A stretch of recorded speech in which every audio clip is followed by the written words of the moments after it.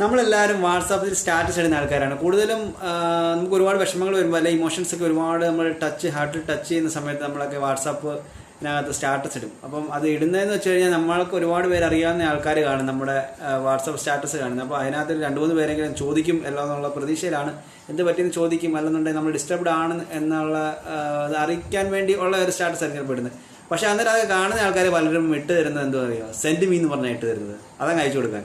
അപ്പോൾ അവരും അതേ ഒരു രീതിയിൽ തന്നെ അനുഭവിച്ച് പോയിക്കൊണ്ടിരിക്കുകയാണ്, അല്ലെന്നുണ്ടെങ്കിൽ അതേ ഒരു സാഹചര്യം അവർ അനുഭവിച്ചുകൊണ്ടിരിക്കുകയാണ്. അപ്പോൾ നമ്മളെപ്പോഴും ചെയ്യേണ്ടത്, ഓരോരുത്തർക്കും ഓരോ ദൈവരൂപങ്ങളും എല്ലാവരും ഉണ്ട്, ഓരോ മതസ്ഥർക്കും ഓരോ ദൈവമാണ്. ഇപ്പോൾ ഹിന്ദുക്കളെ ഇത് വെച്ച് നോക്കുകയാണെങ്കിൽ ഒരുപാട് ദൈവരൂപങ്ങളുണ്ട് നമുക്കെല്ലാം. അപ്പം എല്ലാ ദൈവങ്ങളെയും ഒരുപാട് നമുക്ക് കെയർ ചെയ്യാൻ ഓരോരുത്തർക്കും ഓരോ ഇഷ്ടരൂപങ്ങളാണ്. ആ ഇഷ്ടരൂപങ്ങൾ എപ്പോഴും നമ്മുടെ കൂടെ ഉണ്ടെന്നുള്ള നമ്മുടെ കൂടെ എപ്പോഴും കളിക്കൂട്ടുകാരൻ്റെ കൂട്ടൊരു ദൈവമുണ്ട് എന്നുള്ള ഒരു ചിന്ത ഒന്ന് കൂട്ടി നോക്കിക്കേ.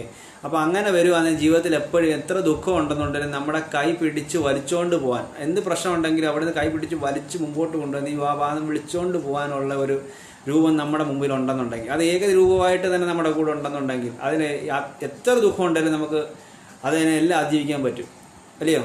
ശ്രദ്ധിച്ച് നോക്കിയേ. അപ്പോൾ പണ്ട് ഒരുപാട് പ്രശ്നം ഉണ്ടായ സമയത്ത് അർജുനന് കൃഷ്ണൻ കൂട്ടുവന്നതുപോലെ ഉള്ള ഒരു കൂട്ട് നമുക്ക് ദൈവത്തെ കണ്ടൂടെ?